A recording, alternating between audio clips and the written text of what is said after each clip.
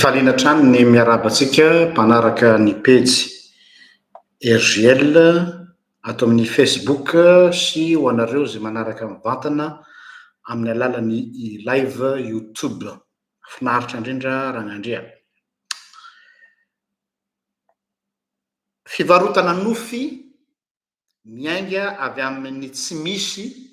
loharanon'ny fahombiazana hono. Izay ny lohahevitra izay ho resantsika sy ho velabelarintsika amin'ity hariva ity. Veriko indray dia ny hoe fivarotana nofy miainga avy amin'ny tsy misy loharanon'ny fahombiazana hono.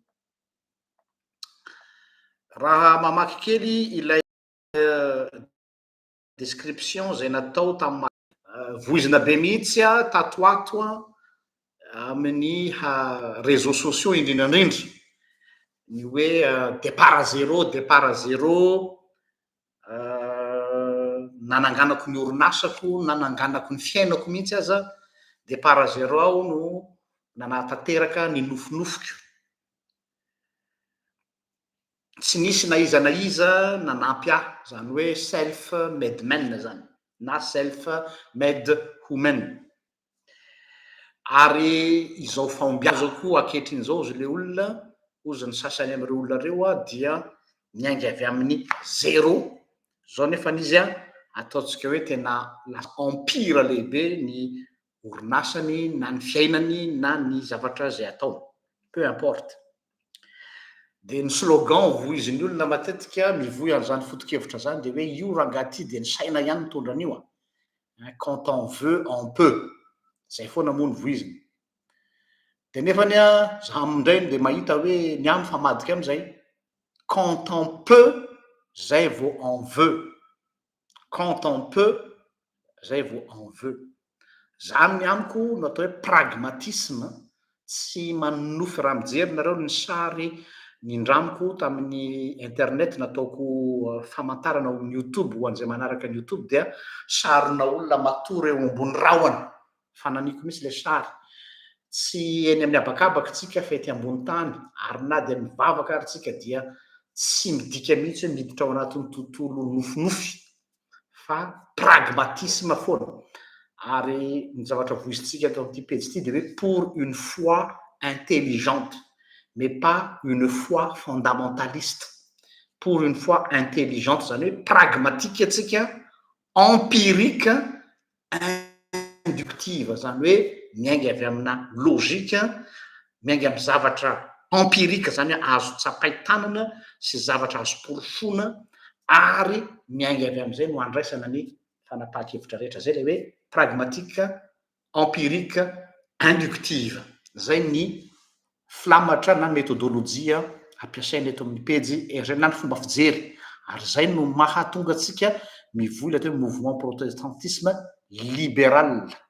Zay le pragmatisme zay mantsy tsy tiandry zalahy somary mpanofinofy lava reo charismatique reo leny amin'ny habakabaka, reo évangélika charismatique no spirituel be fa isika pragmatique terre à terre. Ny zava-misy dia be loatra ny olona mivarotra nofy, mampanantena nofy ny olona hoe miainga avy amin'ny finiavana fotsiny. Rehefa matoa ny olona anankiray manana finiavana dia tafavoaka le izy, fa rehefa tsy manana finiavana hono dia tsy tafavoaka. Zany tokoa ve? Zay ny fanontaniam-petraka. Zany tokoa ary ve le izy? Ary raha ohatra ka zay le izy dia inona no mety ho fiantraikan'izany eo amin'ny fisainan'ny olona indrindrandrindra ho an'ireto tanora vao misandratra. Ny pejy RGL dia mbola veriko foana indrindrandrindra ho anareo zay vao aingana no manaraka an'ity pejy ity, tsy mbola mahalala. Tsy vao zao tsika no eto ho anareo zay vao sambany manaraka anay na vao amam-bolana na vao herintaona na roa taona, efa mataonany maro zay no teto fidèle au poste. Ary tsy tahaka an'ireo pejy sasany zay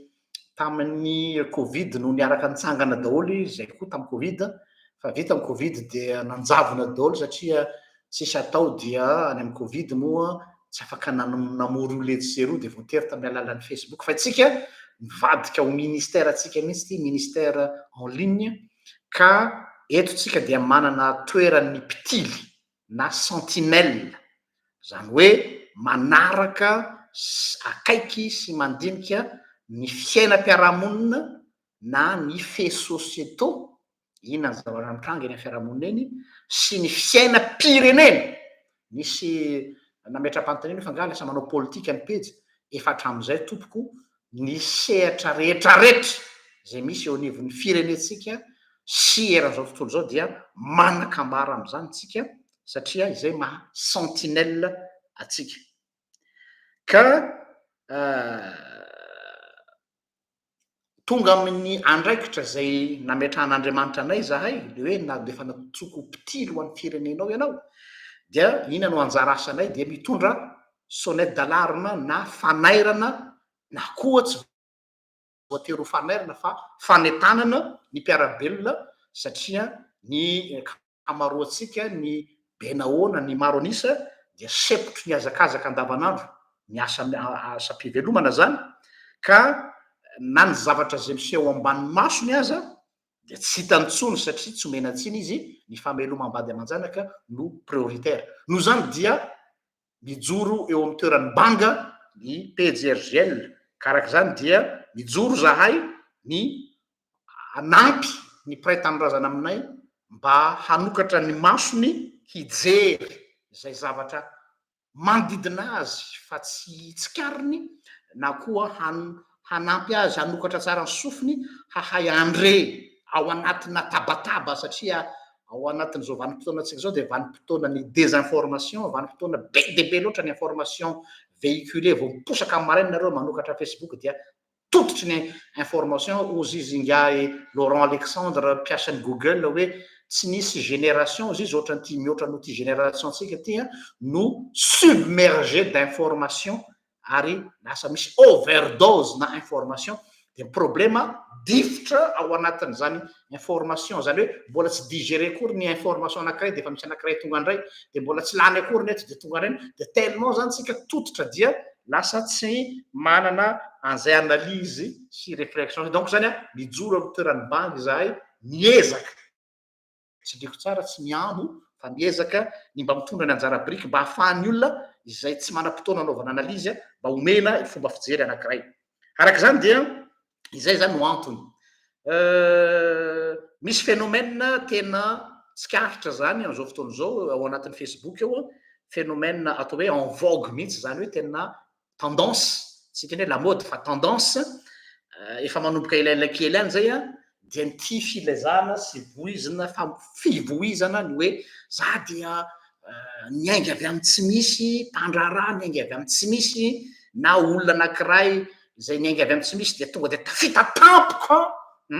tafita tampoka ono izy ary izay fahasairanany sy zay mahatsinitsina zay izy no loharano ny fahombiazana dia ina ny impact an'izay ty amin'ny rehetra dia hoe iny zany no modèle type arahana ohatrany hoe karazana influenceur zany dia normal ny olona manaraka an'izany satria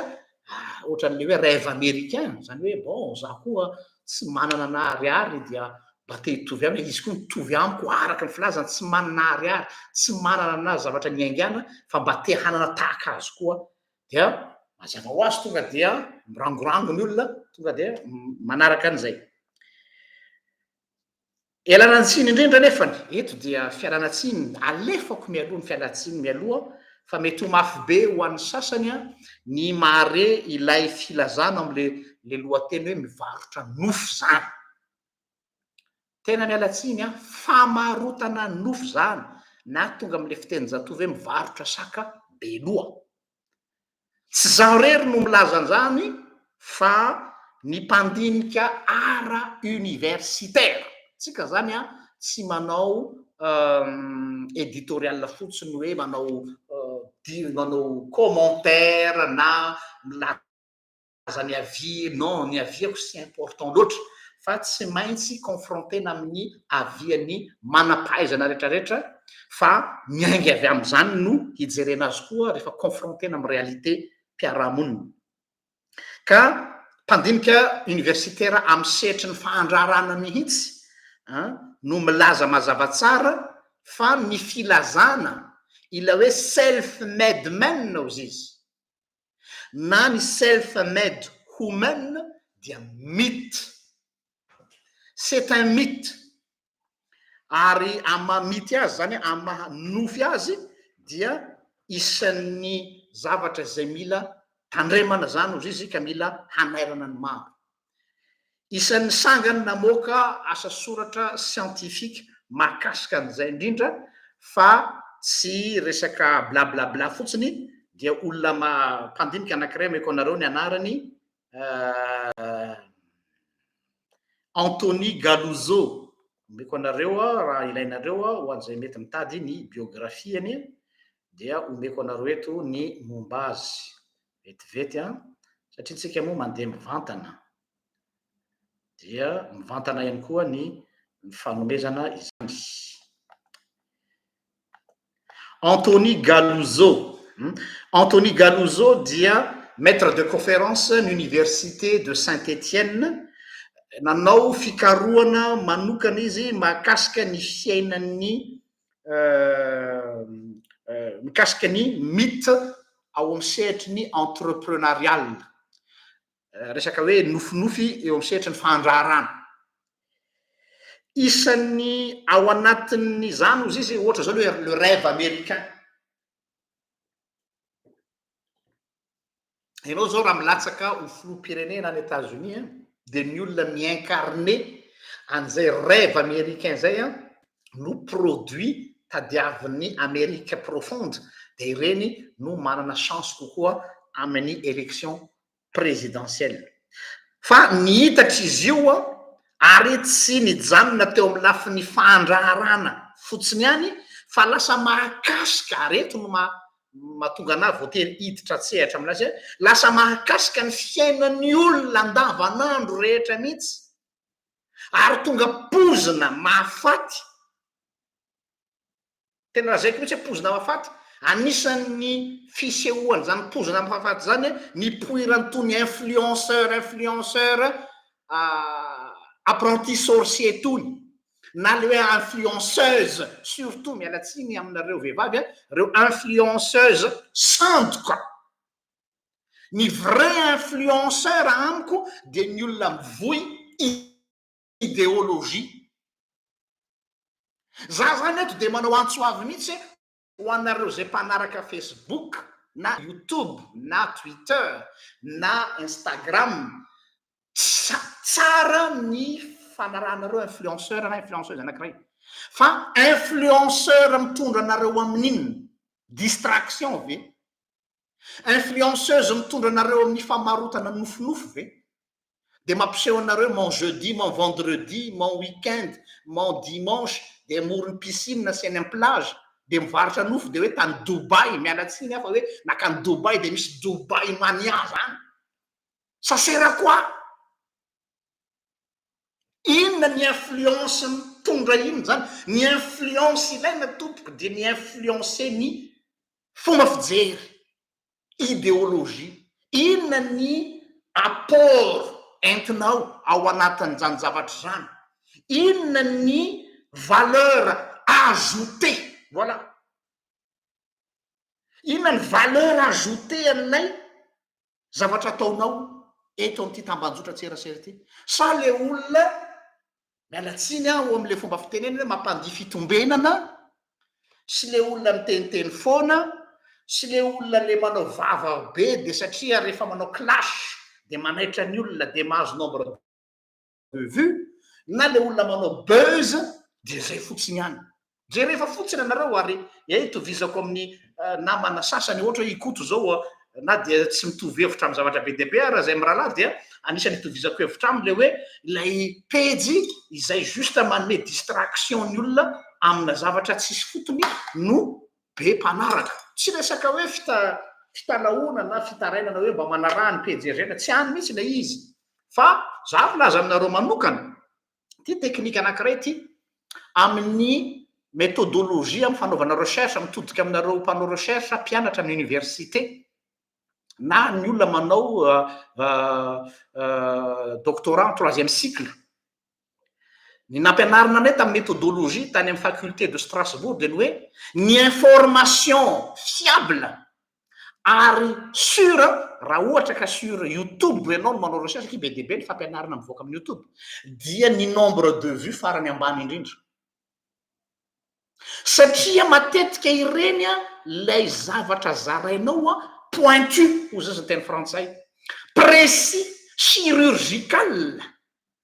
mba tsy lazaiko mihitsy hoe bistorical tanareo le bistourian'ny chirurgien le mandidy iny zany hoe mila zavatra précis na ataontsika hoe laser mihitsy aza hoe précis donc rehefa ny zavatra précis rehefa zavatra pointu rehefa zavatra ohatra hoe dia tsy mahaliana ny maro anisy fa ny olona vitsy izay tena manana le besoin manokana no miazakazaka amin'iny ka sozokevitra ny azy zany hoe ho anareo zay mitady information amin'ny internet dia aza manaraka mihitsy am'le hoe firy nombre de vues ty de zay vao sérieux ty jereo aloha ny qualité alizy hoe milieu universitaire ave misy an'le débat jereo aloha ny environnement an'ilay débat hoe tamina sehatra ambony sa resaka eny ambony tamboho mialatsiny fa tsy hoe sany manambany aniza aniza donc jerena daholo ny source hoe fiable sa tsy fiable ka zay zany entre parenthèse kely ka zay ny problème nahatonga an'zany rehetrarehetra zany dia satria tonga tamity le resaka hoe influenceuse ity vokatry ny self made man ity no mahatonga zany hoe samy te halaza de mba te hametraka ny lazany eo anivon'ny fiarahamonina reto de ireo le lazaiko hoe mivarotra nofinofy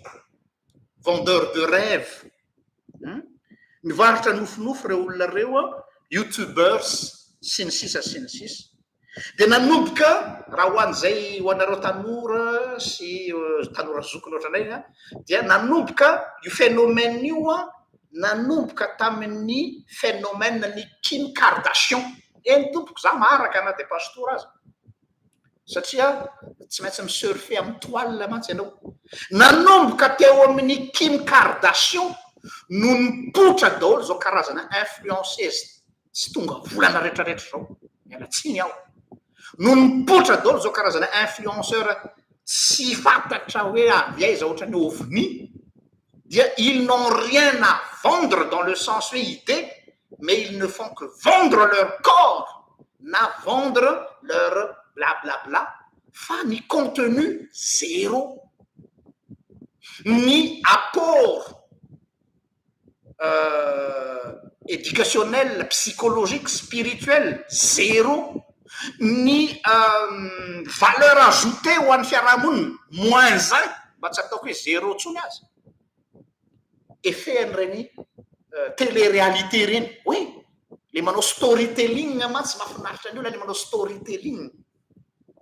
raconter une histoire autour d'une personne mba ohatra hoe misusciter culte de personnalité de lasa le personnalité le olona no en jeu fa tsy le message intsony satria tsika tatsy manana dia manana an'izay kolotsaina zay zay tsy mitovy amin'ny tandrefana na ny tandrefana dia izy tsy mivaky loha zay olona miteny eo le olona miteny eo na ataontsika rastamanina izy tatoehatra tia tapodokatra ny ampaladia izy feny persine ny sofiny na manao akanjo rovidrovitra izy tsy mahita an'iny izy fa ny zavatra lazainao no henoy de rehefa henoy ny zavatra lazainao hoe valable na fiable de zay izy vao mieno azy tsara fa isika tatsinanina dia tsy miaino an'le message fa le olona aloha ka izy labogosy izy manakarena ka izy mandeha hammer ka izy makany Dubai ka izy mandeha isaky ny weekend eny amin'ny bord de la piscine ka izy anaty jet privé asa raha faheninareo lay atsangatsia-manorona am'izao fotoana zao le manofa misy olona efa nahatsapany le izy de mampanofa tsy tena jet privé fa jet privé sandoka de ao ny makasary manao selfie de hoe reto zay fa andeha anao itsakaraka kely fa veloma daholo indray aloha nareo ry koko daholo ny followers fa andeha ho any ananina zay izy ty tsy nandeha any ananina kory fa misy olona efa mahavita manamboatra jet pozina jet privé mihitsy le salon dia makasary eo anao pendant 30 minutes dia manao shooting efa voly zany daholo anie no amarotana anareo ry tovavy isany sy ry madama isany sy ramose isany zay tratra ny oeraoera sy ny apparence fa avela koa ny amin'iny de hoe mila jerena fotsiny ny toile internet am'izao fotoana zao dia zay hitatsika hoe inona ny zavatra misy manodidina atsika inona zavatra misy mitarika ho amina kolotsaina culture de oisiveté kolotsaina ny fanaovana rarzato-pandrino anisan'ny phénomène mampahantra atsika gasy io culture de l'oisiveté ary zay ny problème le culture de l'oisiveté zay hoe tsy mila mianatra firy ianao fa rehefa mahavita ianao miteny zavatra micrée buzz ary ny buzz lasa source mampalaza azy dia loharanom-bolany dia zay ny zava-dehibe zay zao ny culture eto hoe atao ahoana ny azahoana buzz tsy hainao tsony manavaka hoe information marina ve ty sa tsy marina sao de buzz natao mba ahafahana sarika anao rehefa avy eo dia ahafahany mivarotra zay le izy ka tsy mila mianatra fa il suffit de dire des bêtises de manao buzz de mahazo vola zay zao ny voiziny eto io no dérivé am'izao fa tsy de io loatra no andaniko fotoana eto androany na de manakolazaina be deabe am'izay fa hiditra lalindalina kokoa aho makasika le concept hoe le resy hoe miainga tamy tsy misy aho dia navita zavatra par rapport fijery théologique inona no azoko ambara satria mantsy lasa voakitika ilay fototra le hoe niatsemboany tavanao no hinananao efa tsy te andeha am'izay tsony ny olona hoe non j'ai plus besoin de me suer zany hoe tsy mila mitsemboka tsony aho tsy mila misahirana tsony tsy mila mifonce tsony tsy mila mibosy tsony fa il suffit d'être fetsifetsy il suffit de miteniteny manao teniteny foana il suffit de manao vavabe dia manao buzz dia manao clash de rehefa manao clash dia misarika olona de rehefa misarika olona dia mitombo nombre de vues de rehefa mitombo nombre de vues dia manao publicité de rehefa mitombo publicité dia miditra ny vola fa miditra ny vola dia manao fiainan'ny élite aristocrate zay zany le modèle de société amidy amin'ny tanorantsika am'izao fotoana zao any zany mahatonga anany teny hoe non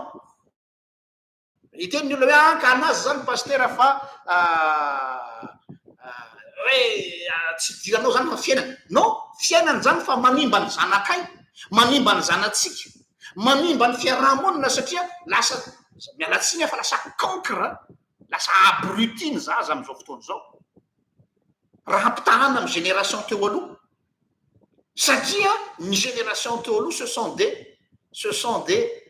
créateurs tsy innovateur fa olo micrée zavatra ny am'izao fotoana zao préfabriqué am'izao fotoana zao dia prêt-à-porter mibetsaka tsy misy idée innovatrice firy zany satria lasa miacancre le ankizy lasa miabruti raha mijery ny problème fotsiny zao mijerytsika zao chat GPT zao ny chat GPT dia tsy manomana rédaction zany tsony ny ankizy fa manontany chat GPT de mahavita ny devoir any am-pianarana raha mpampianatra mialatsiny tsy manambany sanatriavany vava sanatria tompoko so mantsy misy mandrevilana ndray zay mpampianatra niveau ambanimbany any amy CEG eny même any amy lycée ka tsy ampy mise à jour ny fahalalana tena amidin'ny ankizy amy chat GPT manao devoir surtout amin'ny domaine littéraire satria amy domaine sciences humaines mametraka fanontaniana anao amin'ny chat GPT ahoana zao dia traité ny thèse dia vita kabary ka oza hoe grave ty zavatra ty fa aloha asina resaka satria zay mahasentinelle na eto zany sujet zany tsy m'intéressé any page mpanao politique eto amitsika satria ny azy tonga de miady la politique no na ny olona tsy mety amin'ny olona mpanao atsika na satria ny azy zavatra ampomeny olona fa natsika c'est des questions vitales de la société izay mikiky ohatrany cancer mamiadana zay mamiadana sy tonga de mamela avy hatrany fa kiky moramora de farany efa tonga amin'ny phase finale zay vao samy inona no atao c'est trop tard donc na de tsy manao sonnette d'alarme marany maro fa olona vitsy ihany tsika satria tsika zay ny rôle tsika be no vitsy isika dia toujours à contre-courant isika dia toujours le 1 sur 100 zay foana philosophie page herzienne dia tsy mampaninona na tsy créer buzz na dia vitsy indrindra raha pitainareo amin'ny page rehetrarehetra ny page herzienne no vitsy followers indrindra tsy mahagaga zany daoara ka voakasiky zany koa ty vao mafana be voakasiky zany koa ny sehatra politika vao manitra be ny affaire mouvement Madagasikara feno soa za moa nolaza izy de tononoko ny anarana tsy miteny anaran'olona fa le mouvement satria mouvement le izy makasika an'iny resaka iny zay mahabe resaka ny olona am'izao fotoana zao dia mipetraka ny fanontaniana ary legitime ny fanontanianay areto dia mialatsiny aminao Andriamatoa Fensho Gasikara satria ianao teo amin'ny toeran'ny mpanao gazety teo aloha dia ianao no antaniny ilo fa zao ianao mipetraka amin'ny toeran'ny acteur politique no zany dia efa miteny zahay teto ampejy fa izay tsy mifidy aniza ary zay tsy pomba aniza ary zay eto tsy manasoaso aniza fa zay eto dia mitondra hafatra ho an'ny acteur politique rehetrarehetra eto Madagasikara ny acteur économique satria ianao efa nilatsaka vous avez choisi d'entrer dans l'arène politique, donc vous êtes cible de toutes les critiques. Et même, qui dit critique, c'est votre mais non, pas critique dans le sens où là, c'est sujet de discussion et non. Donc, il y a un atsindrindra votery hitena zay zavatra satria faut mantra be tirer sakti ohatra oui possible avec quelqu'un qui sort de nulle part en politique n'a que quelqu'un qui sort de nulle part en business, tap que dia, il y a quelqu'un qui sort de nulle part, de tout gars de matchéché, de venir avec un petit miss. Ça, on appelle ça un mythe. Les mythes, tu es langue. Alors quoi ça? Les mythes, tu es langue. Fan mythe, ça va te cultiver, na isio. Zavatra ny volavolay tanao zany manao ohatran'ny mikarakara zaridaina cultiver son jardin tsy mitovy amin'ireny zavatra sauvage reny zany hoe zavatra misy de aveo atsaraina de amboarina asiana fefy itondrahana de asiana zezika de asiana zao zay ny atao hoe mythe. Le mythe c'est quelque chose qui existe mais qu'on essaie de cultiver. Ahoana ny cultivena an'izany ahoana ny afahana mampisongadina an'izany zay ny mythe rehefa tena idirana lalindalina le izy ka ho anahy zany dia c'est un mythe qu'on veut nous vendre, un modèle de société qu'on veut nous vendre satria tsotra ny antony ny tsy resaka politika ny hevitra eto fa ny dia resaka analyse de ny hoe ny olombelona dia mitady besoin héros imaginaire foana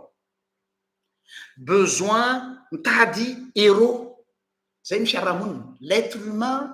anthropologiquement parlant l'être humain cherche toujours un héros imaginaire voilà io zany dynamique an'olombelona io mitady héros imaginaire zany nofinofy zay mi-incarner ny rêven'ilay vahoaka na mi-incarner ny rêve na ny frustration'ilay vahoaka zay ny rêve imaginaire. Donc zany rehefa misy olona mahay manao lecture an'io attente imaginaire ny olona io rehefa misy olona mahay mamaky non dit io attente ny fiarahamonina io ka mahay mikitika an'io fibre io de avy hatrany de babo ary tsy manao analyse tsony izy fa tonga de miroboka satria ny olombelona dia manana n'io fibre io daholo. Nous avons besoin d'un héros imaginaire. Raha mijery nareo amin'ny fiarahamonina, inona ny film best seller indrindra mandeha malaza indrindra any amin'ny monde cinématographique dia reny misy super héros reny. Ary gaga ianareo fa ny olona tena mpanaraka an'ireny film na super héros reny dia dia olo dehibe daholo, tsy zaza. Satria zay le caractère primaire any amin'ny psychologie, any amintsika olombelona, na za na ianareo, dia on attend toujours un messie. Mpanavitra. Miandry daholy héros imaginaire. Dis donc zany ny olona mahatakatra an'io fetsifetsy dia zay mahatonga azy miteny aminao hoe za self-made man, za je me suis créé moi-même. Tsy misy olona manampy azy zany, tsy misy olona nahatonga ato zao fa za ihany nahatonga ato zao. Dia ny tanjony dia miattirer ny culte ny personnalité olona mba hahatonga le olona tonga dia hinana ambolony azy. Inona no antony ilazana fa mythe na nofy tiana midy izany atao hoe self-made man zany amin'ny lafiny rehetra, na ara-piarahamonina io, na ara-économique io, na ara-politique io. I Michael Young, sociologue spécialiste en entrepreneuriat, izay fondateur ny programme ny parti travailliste britannique, taorian'ny ady lehibe faharoa no namorona nanoratra boky, azafady nanoratra boky izy, dia mahakasika ny atao hoe méritocratie héréditaire. Soratako eo ambany eo commentaire ilay voambolana.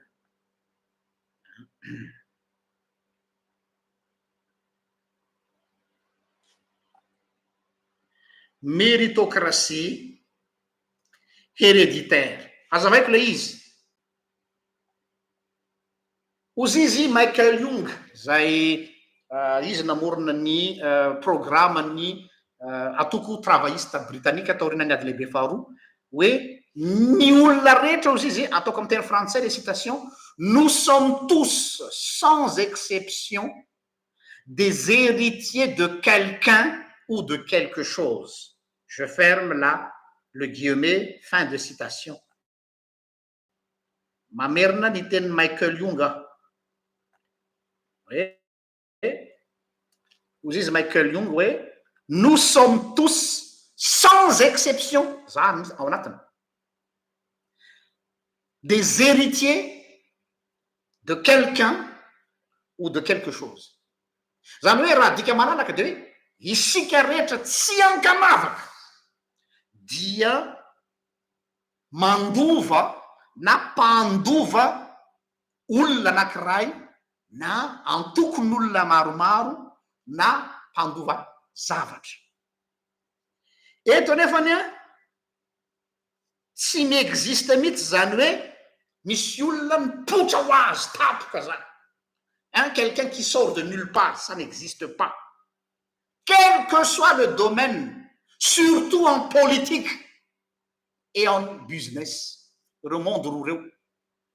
Tsy misy ovni politika zany eto ambony tany.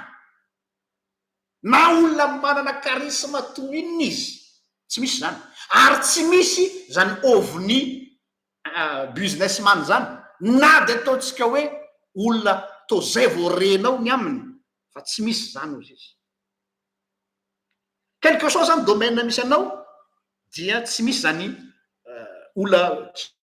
qui sort de nulle part zany. Fa rehefa miresaka an'io tsika dia misy resaka héritage ho izy. Ary io héritage io na io lova io dia soit io héritage matériel, misy zany ataontsika hoe olona teraka tao anatin'ny arena, zany hoe fa zanaka nampanankarena, zanak'olona mahatretre dia mazava ho azy tao anatin'izay. Fa misy koa ny héritage immatériel. No zany le matériel eto zany ohatra ny éducation anao, ohatra ny environnement misy anao, ohatra ny groupe sy ny parcours de vie anao, io le lazain'ny teny vahiny hoe acquis, les valeurs des acquis, ny acquis-nao zany zavatra rehetrarehetra zay milalovanao rehetrarehetra, parcours de vie anao tonga eo amin'ny eo amin'ny fiainanao ray manontolo. Donc tsy nisy zavatra tonga ho azy zany, tsy mitombona mihitsy ozy izy Michael Young zany hoe self made man zany satria misy ny atao hoe méritocratie héréditaire. Donc tsy tokony hanofotsika satria ny izao tontolo zao misy atsika ty zay mahatonga zaho pragmatique. Izao tontolo zao misy atsika ty dia tsy mifonctionne amina zavatra imprévu zany. Itsika no miteny imprévu, itsika miteny hoe par hasard, itsika miteny hoe coïncidence, mais le hasard n'existe pas, mais il y a toujours des paramètres scientifiques nahatonga an'io zavatra io les théories de cause à effet. Tsy maintsy misy zany.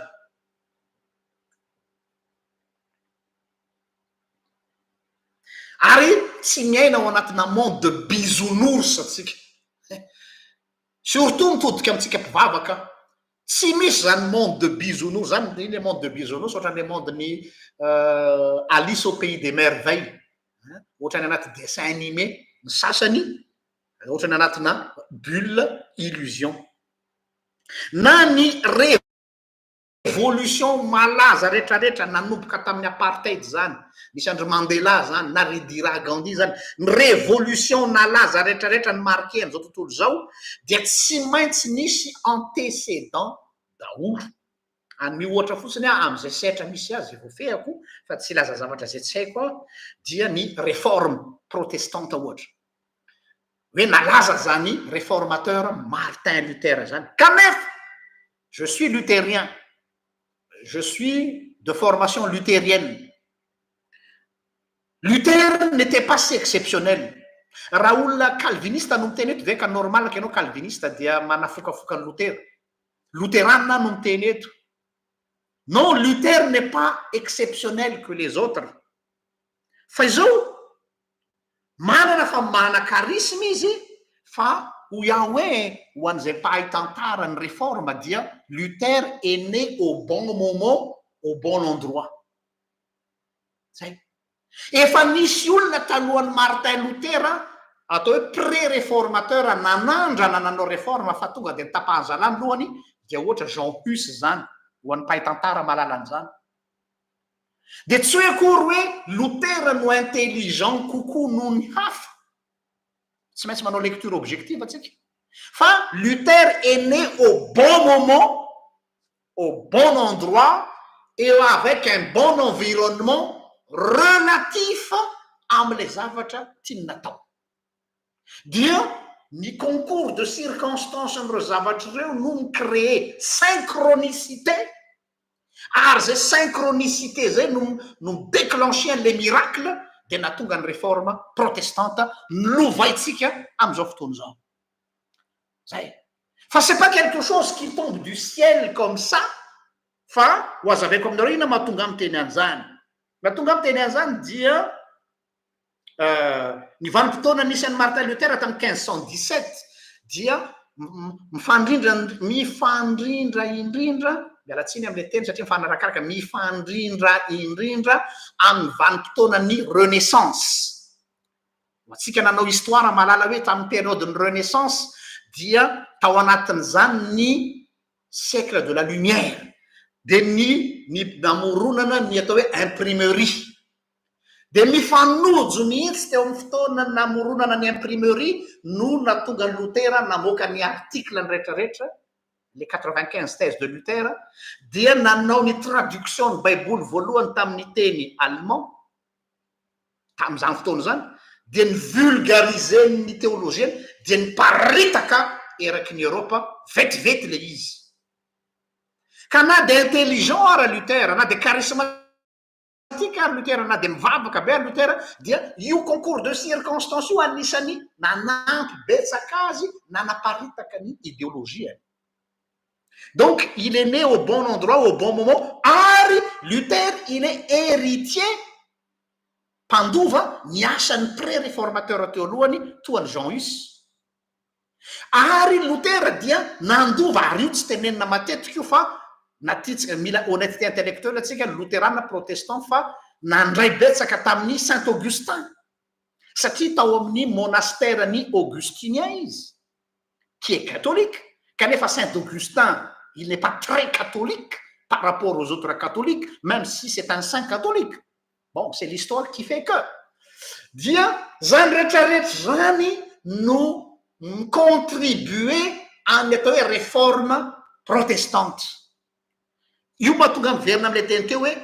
chaque personne est le fruit, est héritier de le fruit de quelqu'un. Donc Luther, il est héritier de Saint Augustin. Saint Augustin est héritier de l'apôtre Paul. Paulinière zalary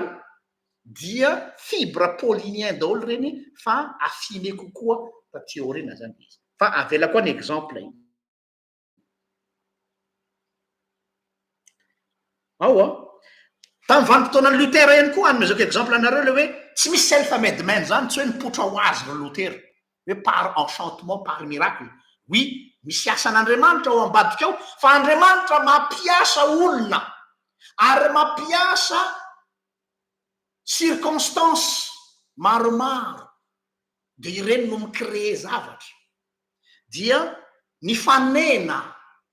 akoatran'ilay renaissance, akoatran'ilay imprimerie, akoatran'ilay zavatra zay natao Lutera sy lay vanim-potoana plutôt, dia période ny moyen âge ny 1517 période le atao hoe état de liberté ny olona satria mijaly. De misy an'ity lehilahy ty nilaza fahafahana direct resana de hoe sur le plan politique misy impact politique ny message ny Luther. De nisurfe am'ilay réforme protestant i Frédéric le Sage, izay prince de Saxe tany Allemagne, hoe misy avenir ty boy kely ty moine allemand ty, ary ity moine allemand ty dia ao no filazany azy avantage anankiray ho atsika raha ohatra ka haitsika ny mijapy train. Ianao tsara, haitsika ny mijapy train miaraka am'ty bandy ty, satria Lutera rehefa sanilaza manoloana an'ilay ino filazany azy, nanoloana an'ilay Tetzel zay nivarotra indulgence mba hanaovana ny basilika ny Roma, dia zarany Frédéric le Sage hoe am'izay zany tsy ao ambany vahoan'ny Roma intsony de tsy mandoetra, satria le empire tam'izany fotoana zany mandoetra any ianao. Donc raha ohatra ka manaraka ny firenkevitry Lutera tsika, na Lutera ny important taminy de resaka finoana, izy tsy mivaky ny politika zany, fa mety amin'ny zala-panao politika tamin'ny androny ilay message ny Lutera, satria misy intérêt ho andry zareo ny message ny hoe libéré amin'ny taxe sy ny etra sy ny adidy alomaka ny Roma tsika raha ohatra ka libéré ao ambaniny zany. Donc mifonce ry zala ary ny financer ny réforme ny Luther. Azadiny fa ny réforme protestante tompoko de nisy empreinte politique, na tiatsika zany na tsy tiatsika, satria mety am'le rony le izy misy intérêt ho azy. Zay mahatonga am'tena hoe c'est pas pour les beaux yeux de Luther ka hoe ny Allemagne ny tonga protestant, fa les princes de Saxe nahita hoe ty misy tataka ozy ny fiteny tanora, ty misy okazy milay be, tonga de afaka tsy mandoetra zao tsika satria maimaim-pona, araky hoe maimaim-pona famonjena noho zany le maimaim-pona tam'izany de tena tsy mandovo vola tokoa de afaka amin'ny etra. Donc miarranger ny olona rehetrarehetra le izy. Zay zany tiako feny ka ohatry zay le zavatra resaiko eto le mythe zany tsy hoe zavatra foronina, fa misy zavatra mitsimoka maniry de misy olona mijapy eo am'izay ambony hoe misy avantage ho atsika ny miaraka am'le ty, misy intérêt ho atsika ny se regrouper autour nyty zavatra ty dia andaotsika eo de nefa iny olona iny avy eo miseho milay mialatsiny am'le tena hoe za self-made man, je me suis fait toute seule. Impossible zany, impossible zany, fa enao ny déclencher phénomène déclencheur eo anivon'ny fiarahamonina firenkevitra anankiray, iny firenkevitra voizinao iny zay enao ny visenao tamin'ny voalohany de mety tena manana objectif tsara ianao ao anatin'ny eritreretra, fa saingy le olona hiaraka aminao izy manana fikendrena hafa. dia miara-dalana aminao izy satria izay no ahafahany tonga mikajikajiny azy manokana ka miconverger aminao aloha izy amin'iny satria mahafahany mamany tiany atao. Donc verina am'le resaka fanazavany Michael Young hoe non, nous sommes tous des héritiers de quelqu'un et de quelque chose. Nous avons une méritocratie dia mbola mensonge ihany koa mbola laingy satria on veut nous faire croire zany hoe izay tena miasa mafy eto am'izay tsika re tsy hoe contradictoire hoe nefa eno tsara le raisonnement am'le méritocratie ty napetraka de ny hoe izay tena miasa mafy izay tena nanao effort no afaka miaccéder am réussite sociale. Zay zany voizina anatin'le méritocratie satria avy am'teny hoe mérite izay tena ny fofotra izay tena niasa mafy no tafa zay le izy a kanefa rehefa amresaka mérite tsika rehefa amresaka méritocratie zany crasie zany hoe fitondrana fahefana système raha amresaka méritocratie tsika aiza moa ny lieu de prédilection any méritocratie aiza any an-tsekoly l'école isika mahalala daolo ary tsy atoro fa ny sekoly na ny système éducationnel amin'ny apparence extérieure amin'ny voalohany de hoe moyen anankiray ahafahana miéduquer ny vahoaka mariny zany manala azy fanabadony manala azy amin'ny analphabétisme. Oui, je suis d'accord à 100%, mais pas que mila mitohizana am'zay izy hoe io système éducationnel io au bénéfice de qui? Io rafitra ara-pampianarana misy io iza no mahazo tombotsoa amin'izy io? Ilay vahoaka ampianarana ve sa inona? Dia aoko fatatsika fa ny système ny éducation misy eto amintsika ary maneran-tany dia ny hoe ampianarana ny vahoaka dia jerena raha misy iza ny élite azo tsoahana avy eo de ny ambiny de natao hanompo an'io élite io nanaovako an'le vidéo sazy an'io tamy maly le hoe le jeu le nous au service du jeu io le égoïsme positif any Ayn Rand hoe le nous n'existe pas sans le jeu. Donc zany ny système na éducation misy de hoe omena fahalalana ny olona hoe mba ahafahany misy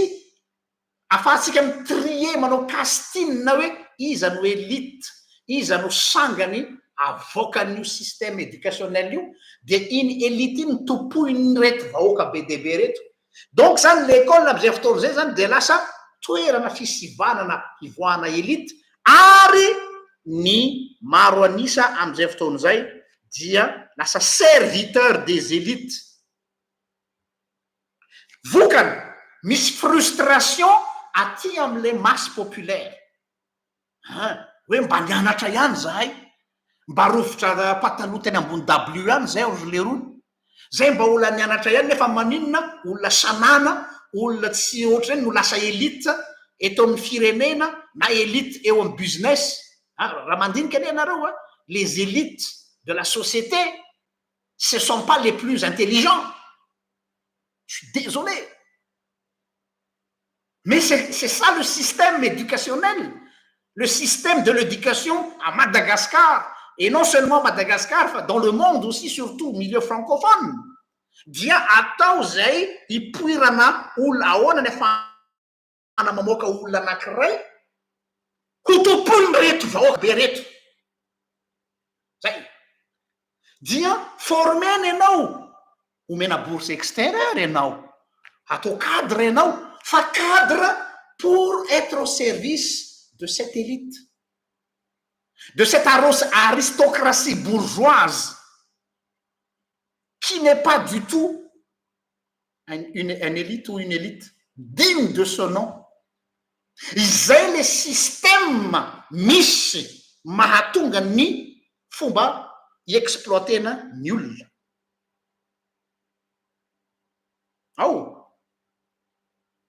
no zany de rehefa frustré lay maro anisa de lasa manofo izy hoe satria lasa misy caste zany hoe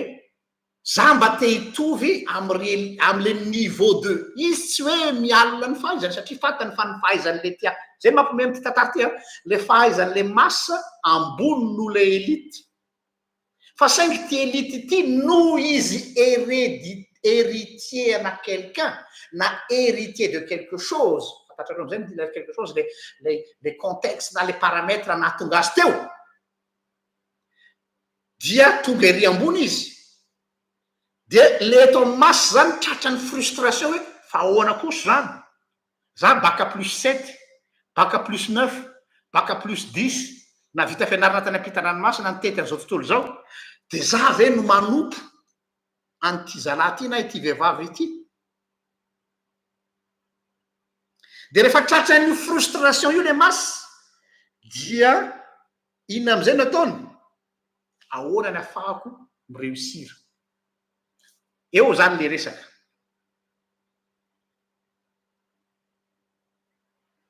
dia atao ohatra le élite de inona ny ataon'le élite rehefa avy eo manangana izy cercle rapproché io le atao hoe cercle zéro manodidina azy de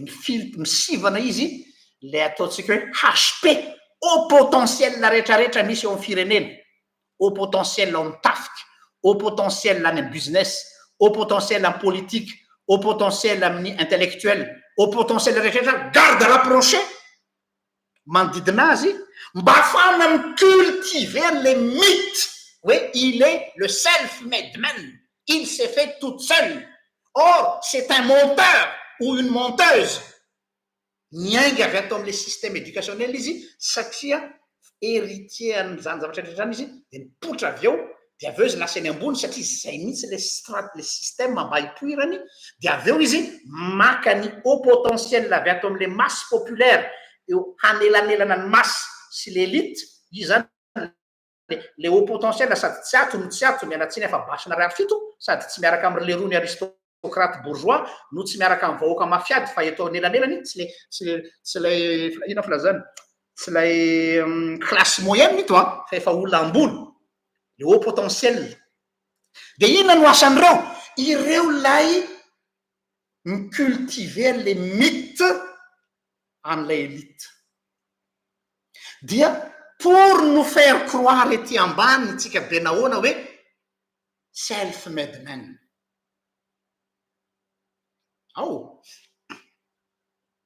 de rehefa self-made man izy manaiky an'izay ny ahitsiaritsika hoe zay fa izy zany tena bandy milay izy izy zany tena zao dia mila anareo au potentiel izy pour justifier blanchir son parcours qui pue son parcours qui a de mamofopofona mila diovina izany parcours ny tsy milamina zany mba tsy atonga ny masse populaire hametra-panontaniana hoe comment il a fait pour accéder à ça à ce soi-disant réussite dia voizina zay tsika amin'ny alala média amin'ny alalany rehetrarehetra hoe il s'est fait tout seul il provient de rien amiainga avy amin'ny tsy misy izy ona manana finiavana izy de mety ambany ve zany sanana daholo de sanareo ve ny miteny aminay hoe quand on veut on peut azafady ranandria quand on peut on veut mba antehanao koa zahay fa tsy manana fahafahana manao dia on est limité fa rahatry-doa samy manana ihany samy nosorandreny menaka ao zany fiteniny zalahy zay anome ohatra atsika am'izay le discours le hoe le haut potentiel nalaina mba hanadiovana le parcours n'le élite nipotra tao anatin'ny fiarahamonina kanefa tamin'ny alalana système d'exploitation de l'homme par l'homme de avy eo on veut nous vendre l'idée hoe c'est quelqu'un d'exemplaire parce qu'il s'est fait tout seul parce que c'est un self-made man de andeha tsika aka ohatra vitsivitsy iza le olona le malaza be atao hoe self made man eran-tany zany am'le hoe sur le plan business andrasantsika fantatsika zany Steve Jobs, Mark Zuckerberg, Elon Musk, Jeff Bezos, reo no malaza be am'izao fotoana zao. Mba misy zavatra tiako jerenareo fotsiny ataontsika hoe échantillonnage ahitana le hoe vrai self made man ve reny olo reny satria zay matsy no amidy amitsika. Steve Jobs zay nicrée ny entreprise-ny dia rehefa manaraka ny tantarany Steve Jobs ianao dia hoe tao amin'ny garageny izy no nanao ny zavatra rehetra dia tsy resahana le parcours enjana be ny ainany Steve Jobs fa le garage io dia lasa mihitsy le garage Steve Jobs. Misy arao sasany manao pèlerinage mihitsy eo amin'ny garage ny Steve Jobs io. Tanareo hoe tonga ce point là lasa misy croyance hafa zany. Tout a démarré dans ce petit garage de Steve Jobs, là où il a fait la conception de l'iPhone.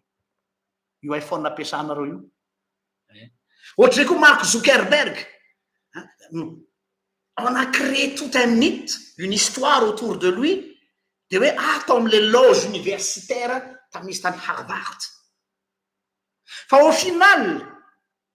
inona ny tiana tao inculquena ao anatin'ny lohanao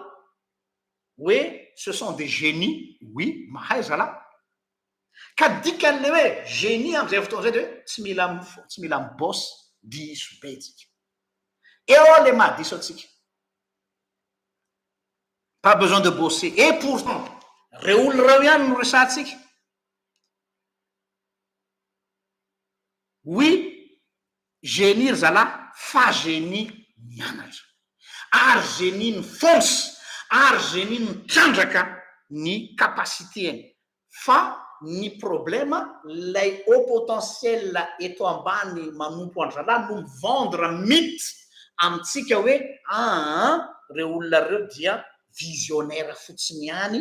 fa tsy ho ampahafantarina anao mihitsy le ao ambadiky n'le rideau hoe fa inona moa nahatonga Steve Jobs ho tafa be, fa inona moa nahatonga Mark Zuckerberg ho tafa be, fa inona moa nahatonga Jeff Bezos ho mpanan-karena indrindra, fa inona moa nahatonga ny Elon Musk ho tonga amin'ny toerana io. Il y a toute une histoire derrière, un héritage qu'on veut nous faire passer en douce, fa lay mythe voizina amin'ny réseaux sociaux amin'ny tanareo le atsony izy amin'ireny entre interview sasany dia hoe za zao za visionnaire za zao dia varena amin'iny daholo tsika mianakavy. Dia nisy olona nanao analyse biographique an'ireto bandy reto hoe fa ahoana reto bandy reto hoe manana QI ambony be enjana be very le rony mahatonga an'zalahy tafa be ohatry zao. Dia nisy mpandinika anankiray nanao recherche ny amin'izy io dia niteny izy hoe zero tsara il y a toute une génération dorée ohatra hoe Bill Gates, cofondateur ny Microsoft, Paul Allen, pionnier niaraka taminy koa, Eric Schmidt, fondateur ny Google, ary Steve Ballmer zay niaraka tamin'ny Bill Gates tany Harvard. Ny époque an'le roa reo olona teraka entre 1953 et 1958. Tsy zany no manao anty recherche aty fa mpianatra ny université. Teraka entre 1953 et 1958 reo bandy reo. Zany hoe miverina am'le théoriako tary ambony tery hoe ce sont des mecs qui sont nés au bon moment, au bon endroit et avec un héritage. Fa tsy hoe self-made man qui tombe du ciel, misy héritage ngeza be daholo reo, fa tsy hoe tonga comme ça comme une étoile filante paf nilatsaka avy any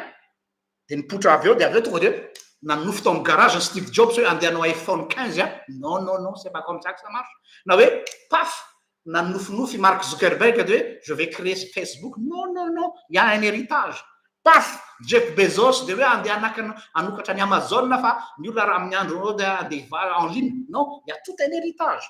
Dia za zany manao méthodologie inverse mitariky atsika andao tsika hanao histoire de recherche inversé makany amin'ny ny atombohan'ireo olona reo sy ny univers nisy an'ireo olona reo. Dia ny 1953-1958 ozy izy ty mpandinika aty dia période ny fenêtre informatique et technologique boum teo zany misy an'le explosion informatique zalahy zany no acteur n'lay explosion technologique les révolutions numériques tam 1950 teraka 1953 56 rehetrarehetra reo donc zany le rony ce ne sont que des héritiers zay zavatra zay andohana anao aperçu kely sika amreto bandy monstre de GAFA reto GAFA, Google, Apple, Facebook, Amazon hoe self-made man marina ve zareo manina moa mandany fotoana kely no manao aperçu andreo lareo satria misy tika tongavana ho atsika satria masy ihina moa ny idiran'ny malagasy am'zany paster misy antony matoa mandany fotoana manao zay tsy olona niaingy avy amy zéro zany reo na désert no ezany au potentiel rehetra manodidina azy amidy amitsika tsy aingy avy amy zéro zany reo fa ho jerentsika ny momba azy reo ohatra Jeff Bezos tompony Amazon l'homme le plus riche Jeff Bezos de niasa tam voalohany tamin'ny milieu de spéculation des affaires tamin'ny Wall Street zero tsara le environnement tao au milieu des affaires Wall Street misy an Jeff Bezos donc c'est quelqu'un qui au parfum efa mahalala daholo hoe ny information business rehetrarehetra maneran-tany mandalo ambany masony tompoky lasy tompoky vavy ny données rehetrarehetra mandalo ambany masony donc mazava be afaka manao projection d'avenir ny le rony satria eo ampelatana ny données rehetrarehetra fa tsy hoe ils ont rêvé dans leur garage oui, je vais créer Amazon, je vais créer Facebook, je vais créer iPhone. Non, Jeff Bezos, il a travaillé à Wall Street d'abord. Bien, Zaïs, voilà ça, vendeur de livres en ligne. C'est ça, vendeur de livres en ligne. D'ailleurs, il a un diplôme en 1986, je m'en sens très bien, dans l'université de Princeton. Zero tsara le parcours, hein. C'est pas n'importe quelle université. Hein. Princeton. Ho an'izay malala tsara ny échelle ny université enjana zany Princeton zany. Ary miaraka amin'ny diplôme en génie électrique et en informatique dia tonga le vanim-potoana lazaintsika nisy le boom informatique. Avy eo izy dia niditra tamina banque d'investissement new-yorkaise zareo fa miampy zany lay CV niditra tamin'ny banque d'investissement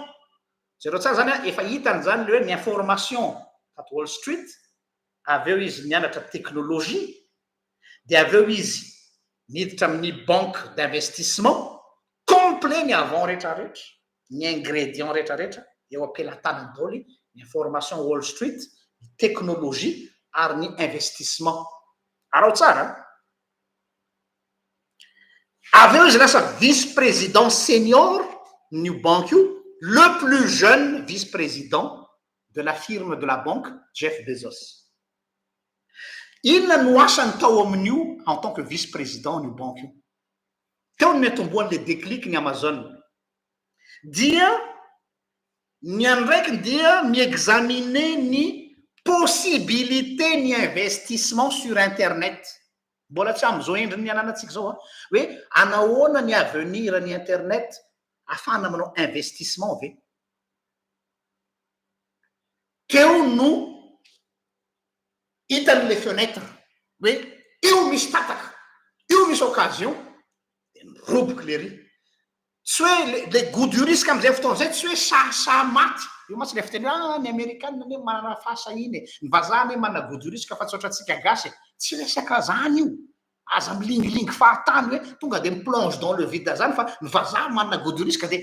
avy daholo reto manao développement personnel à 2 balles reto mila manana goût du risque tsika fa Jeff Bezos manana goût du risque Elon Musk nanana goût du risque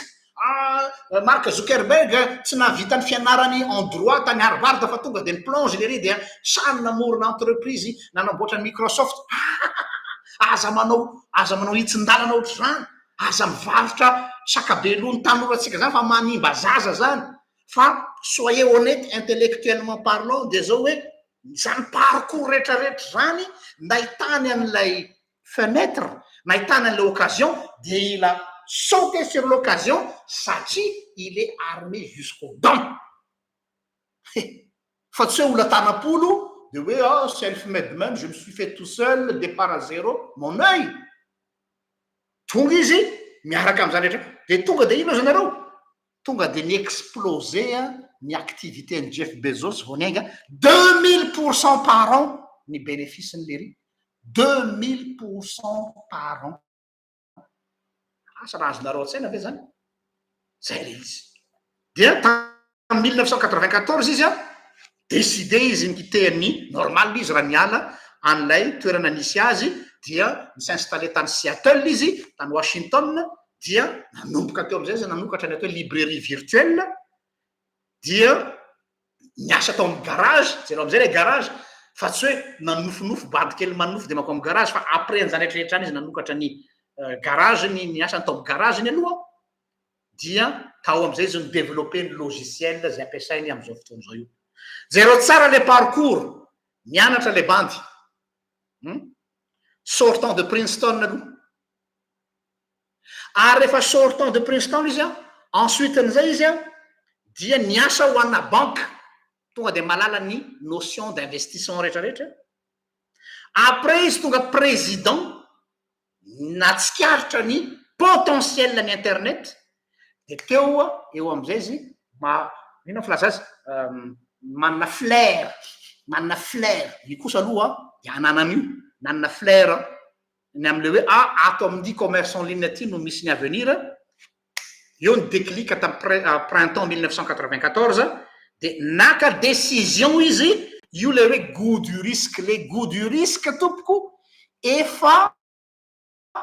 vokatra zany rehetrarehetra tany saitsika zany fa tsy hoe tsisy ninina tanapolo de tonga de miplonge non tsy zany nateo goût du risque ka ho anareo mpanao développement personnel nareo mpanao coaching eto Facebook mamitaka zanabaoko reo aza fitahana ny olona hoe ka ny laclé de ny goût du risque efa ty amin'ny farany tompoko lasy tompoko vavy fa lazao daholo ianao ny parcours-n'ireo olona ny réussir reo namono tena reo nianatra reo nandany fotoana tamina naka expérience tamina entreprise maromaro reo nandalo ny échelle rehetrarehetra reo ils ont tout fait zay ry zareo vao nanana goût du risque fa tsy hoe goût du risque de zay vao ina am'izay no atao inona ny business atao inona ny fianarana atao inona non c'est pas comme ça lazaina hoe visionnaire ry zala oui mais pas que les visionnaires eto tsy midika mihitsy hoe rêveur tsy mpanofy ny visionnaire tsy mpanao ariary zato ampandrina ny visionnaire fa olona manana le bonne lecture an'le zava-misy tsy mamorona izy tsy mandrevirevy izy fa manana lecture an'lay zava-misy manodidina izany io ny zava-misy ahoana ny fahaizany Jeff Bezos nanao lecture dia ina zavatra nataony misauter sur l'occasion fotsiny sisa ka tsy le olona miimaginer ny futur ry zala reny fa ils ont construit le futur samy hafa zany donc le mpanao le hoe self-made man hoe départ à zéro tsia miconstruire ny futur ry zareo fa tsy miimaginer ny futur tsy resaka coup de tête sy fahasahisahi-pona le izy fa inona ny zavatra nisy ohatra Jeff Bezos zao natongavany am'izany rehetrarehetra zany dia nanao dépôt na brevet izy aloha tanao ny afetseny zala nahazo vola izy de mividy brevet déposer ny dolo ny brevet rehetrarehetra zavatra zay tsy apozinao rehetrarehetra dia amin'ny anarany dia ireny brevet reny rehefa avy eo nampiasainy dia nampiasa ny teknôlôjia izy dia normal izy tafa inona mahatonga manao an'izany parcours lavabe zany metosonareo lany andro be zay lany vola be zay pasteur mihinanao amin'ny problème de zao ny problématsika malagasy surtout tanora malagasy mpandraraha malagasy maika an'io tafita de mibrûler étape erreur io brûler les étapes fa maika an'io tafita satria nahoana satria influencer ny reto olona mialatsiny mpanao an'le atao hoe storytelling zay le izy le storytelling reny olo malaza reny io no ataony olona fond de commerce mavakitaka an'le tanora le storytelling satria zao le storytelling moa nahoana reo olona malaza reo a dia mampiasa olona izy aty ambaniny a mitantara zavatra hoe zao no nahatafita ana fa tsy zay ny marina de ny problema isika tanora le storytelling no ny raisitsika ho information empirique oro le parcours le bandy no tena mila jerena de isika nefa ny lasa tato am'le storytelling daholo c'est un mec intelligent, c'est un mec génial, c'est un visionnaire, c'est un self-made man, il est ceci, il est cela. De io mitrandrano mpanao coaching rehetrarehetra tsika tokony hianatra ohatrany Jeff Bezos fa izy olona visionnaire, tsika tokony hianatra ohatrany Bill Gates fa izy olona manana go du risque. Le storytelling no anaovanareo coaching. Donc vous construisez une maison sur du sable.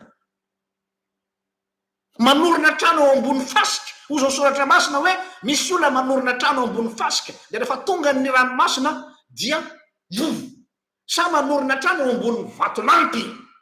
tsy moramora ny manorana ambony vatolampy zany mafy tsemboka ianao reraka ianao mety maratra ianao masaka daholo ny tananao miepaka ny tananao zany hoe tsy tiany olona manorina zavatra eo ambony ady mangotraka fa tonga de eo ambonina zavatra ohatry zany storytelling ave no anaovanareo coaching amina réussite entrepreneuriale.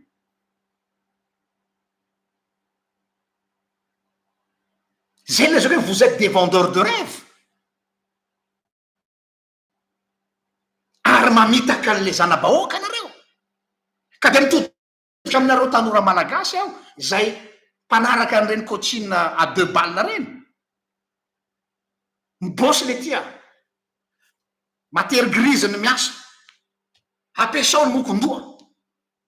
ampiasao ny betro mila miaro tory mila mianatra mila manana fahasahina manaraka ny parcours hoe inona daholo ny formation multidisciplinaire jereo tsara reto bandy rehetra fa multidisciplinaire tsy hoe mijanona eto amin'ny anankiray fotsy izy fa nanaoko zavatra be dehibe izy mba ahafahany mametraka zavatra mila diversifiena ny activité de mila Jeff Bezos io ny anisan'ny mampalaza ny Jeff Bezos io dia izy io zany azy domaine tsy hainy aza dia ianarany trandrahany fa tsy hoe efa mandeha tsara Amazon de matory ambony fasika izy dia miaraka gros cigare de anaty jet privé. Oui, il fait ça quand il a le temps. Fa entre temps c'est un mec qui bosse jour et nuit. Fa c'est pas un self-made man zany. Fa zay no amidy aminareo le storytelling de mahavarina nefa ny storytelling am'izao raha mijery nareo YouTube lasa makany daholo ny tanora le mivarotra rêve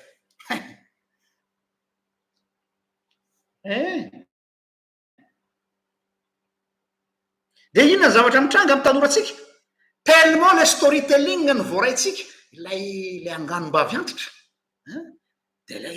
le storytelling o zany le tantara foronina le mythe le storytelling on raconte de l'histoire des histoires autour de la personne fa tsy le vérité empirique.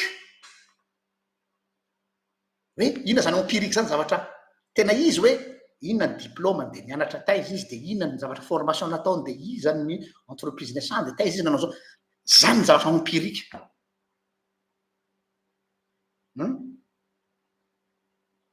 de rehefa tavela amin'iny ny olona hanika dofotra amin'indrina am'izay le tanoratsika le hoe to tsy araky le nitenenina taminah le izy de maiky brûler étape maiky ho tafita haingana de ina ny vahaolana promotion canapé ho an'ny tovovavy de aveo sahanareo mivarotra sary aminay vous êtes dans un jet privé ou dans une limousine ou autour d'une piscine de miteny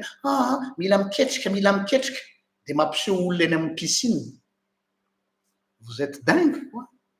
zao hoe ny olona miketrika raha mba fetsy ianareo rehefa andainga ihany de mba ty mba misy sosikevitra omeko anareo mila miketrika de olo eo amin'ny ordinateur na mamaky boky be feny boky ohatrany mandidina anareo de miaraka amy kafe misy kafe ao akaiky eo de mba mody misy solomaso kely mba mampianatra anareo mpanao influenceur reo de balinareo de mba asina mody solomaso eo de ohatra hoe mosoara feny mosoara de reniko amatory eo amin'ny ordinateur mba zay ahay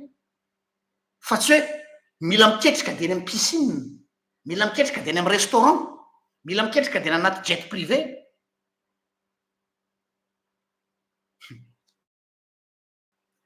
bon avela koa ny mba tsy ho lasa lavitra ny teniko de mahita zao ohatry Jeff Bezos zao de mahatsiaro ny teny Jesosy eto am'izay tanareo hoe gaga basy nareo hoe pastera ty ve pastera nefa atao miresaka business miresaka politika miresaka fe sociétal za tompoko ny fe sociétal ampiasaiko afako mitory filazantsara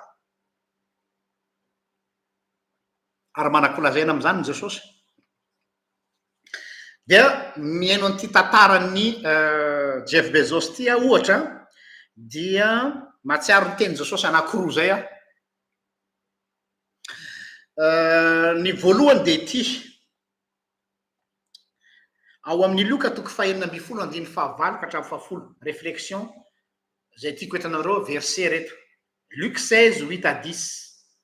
alefako aminareo le izy dia ovakitsika miaraka. Il est sûr que je vais choquer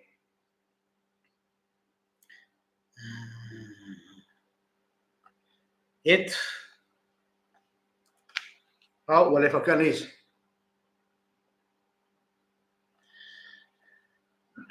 safady zao vola zao amin'ny anaran'i Jesosy ary ny tompony nidera ilay mpitandrina tsy marina eno tsara ny tompony nidera ilay mpitandrina tsy marina satria manan-tsaina izy ilay mpitandrina tsy marina manan-tsaina izy nideraina fa ny zanaka zao tontolo izao dia manan-tsaina kokoa ny amin'ny karazany noho ny zanaky ny mazava ary zaho aminareo Jesosy no miteny eto aoka ny mamona tsy marina ho entinareo mahazo sakaiza mba ho raisin'ireo ho any amin'ny fonenina mandrakizay nareo rehefa lany zany ary zay mahatoky amin'ny kely indrindra de mahatoky koa amin'ny be ary zay tsy marina amin'ny kely indrindra de tsy marina koa amin'ny be marina zato isanjato am'izao zavatra resantsika zao ity ina ny contexte nyity teny ity mba tsy hatonga atsika iteniteny foana ny tany contexte eto de mifanandrify tsara amy zavatra resantsika eto satria nisy lehilahy anankiray mpiasan'olona izay nanao erreur nanao faute professionnelle raha ohatra ka atao amin'ny fitenitsika ankehitriny de tezitra ny patron de nroany izy nanao faute grave le dala de voaroka ny entreprise de ozy izy hoe ina no ataoko za tsy mahay miasa tany izy zany efa zatra lay miasa birao za tsy mahay asafa ina no ataoko eo am'izay le miditra am'le teniko hoe nahay nanao lecture ny besoin le patron izy ary nahay nanao ny lecture ny besoin client le patron izy de niditra médiateur eo anelanelana besoin anankiroa de ravantsely averiko indray voaroka tany amin'ny patron le mpiasa za tsy mahay miasa tany io le self made man ave non héritier de quelque chose et de quelqu'un ozytsika théorie Michael Jung no ny raha iangatsika nahay nanao lecture ny besoin le patron taloha izy ina besoin le patron taloha tsy nisy tafaverina ny vola le patron tanareo le manao business dia tsy tafaverina ny vola za fa le mbola trosa de any misy vola trosa be deabe any zany zay ny besoin le patron tsy tafaverina ny vola hitan'le banty ty hoe zay zany besoin ny patron io nefa io patron io fa tsy mila azy tsony entre temps fatany koa ny besoin le client ny patron io hoe tsy voalohanay ny trosa na andeha ambaka ny lohanay azy ina ny vaolana naranitra ty mpiasa ty zao natao ao amin'ny soratra masina dolo reny vaolany nandeha izy no teteziny tsirairay ny client ny patron de ozy izy tam'le client a ono a client a ohatrinona moa nitrosany patronko aminao dia ataoko ohatra fotsiny oatra fa tsy mifanandrify amin'izy afa jereo soratra masina de ohatra hoe imaginetsika zany hoe 1000 € a nitrosany patronko aminao tsy voalohako mihitsy io zao ary izy nataovy soraty izay voalohanao de ny sorata ohatra hoe 600 € de nalohany 600 € de nandeha indray izy tam'lay olananany patron ny fosa faharoa client B ohatrina nitrosany patronko aminao 2000 € ay tsy voalohanao mihitsy tsy voalohako io ohatrina nivitanao 1000 € sorata ary 1000 € de alohaviny 1000 € de niteteziny tsirairay ohatry zany daholo olananany nitrosa voangony le ry nitrosa nandritra ny taona maro tsy mieritriretina azo de miverseny tany am'le patron de ozy izy tam'le patron hoe za efa ndroanao ihany fa te mba misy gado meko anao alohan'ny andehanako reto daholo ampahany trosanao fa tsy voalohany zalahy nitrosany fa nahavita recouvrement de dette io de rain'le patron hoe milay ty vano ty ary na jesosy aza midera azy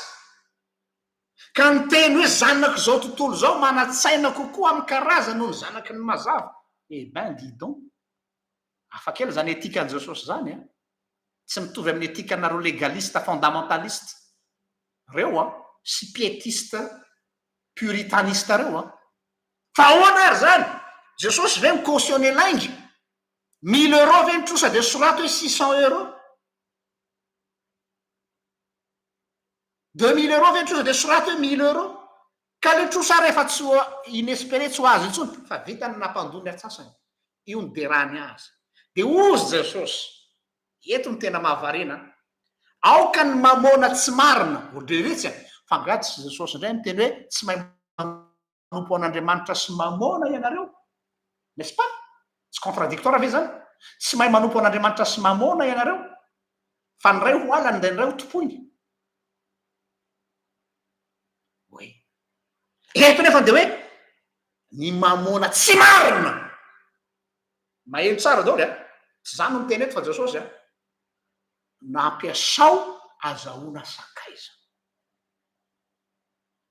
anjaranareo no mandinika ny am'izay zavatra zay a partir an'izay izy no construire ny businessny zany hoe misy zavatra efa aki immatériel leo de io no navadiny fotsiny lasa aki matériel exemple faharoa de le teny jesosy ao Matthieu 16:3 Matthieu 16:3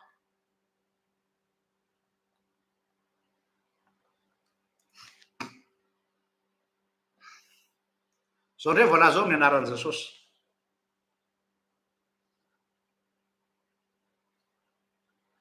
ary noho ny maraina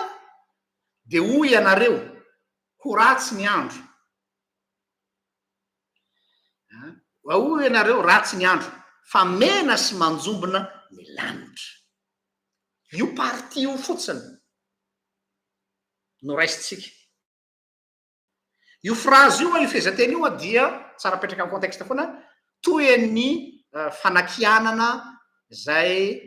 nataony jesosy contre ny fariseo le mitady famantarana foana hoe mila famantarana zay de ny navaliny jesosy azy io phrase io fa ny intéressé ana eto